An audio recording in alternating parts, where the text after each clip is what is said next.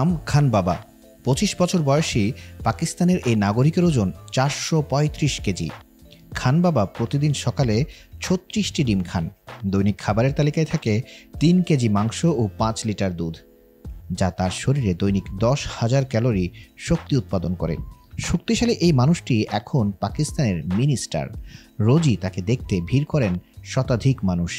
খান বাবা থাকেন পাকিস্তানের মর্দানে। তার আসল নাম আরবাব খিজির হায়াত, তবে খান বাবা নামেই তিনি বেশি পরিচিত। নিজেকে দাবি করেন পৃথিবীর সবচেয়ে শক্তিশালী মানুষ বলে। তিনি এক হাতে যে কোনো মানুষকে উপরে তুলে ফেলতে পারেন, তার হাত দিয়ে গাড়ি টেনে নিয়ে যেতে পারেন বহুদূর এবং খালি হাতে ট্রাক্টর থামাতে পারেন।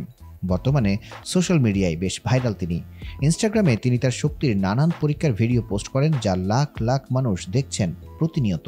6 ফুটের বেশি লম্বা আরবাব খিজির উচ্চতা এবং শরীরের ওজনের কারণে এরই মধ্যে পাকিস্তানের জাহাজ উপাধি পেয়েছেন তিনি।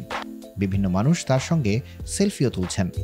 হায়াত গণমাধ্যমকে জানান, অতিরিক্ত ওজনের কারণে তিনি কোনো স্বাস্থ্য বীমা করতে পারেননি। তার স্বপ্ন তিনি একজন ভার উত্তোলক হবেন। যদিও পাকিস্তানে ভারোত্তোলন খেলার কোনো সুযোগ নেই, তারপরও আশা ছাড়ছেন না তিনি। স্বপ্ন দেখেন একদিন নজির গড়বেন তিনি। খান বাবার দাবি, তিনি জাপানিজ চ্যাম্পিয়নশিপে 4,535 কেজি পর্যন্ত ভারোত্তোলন করেছেন।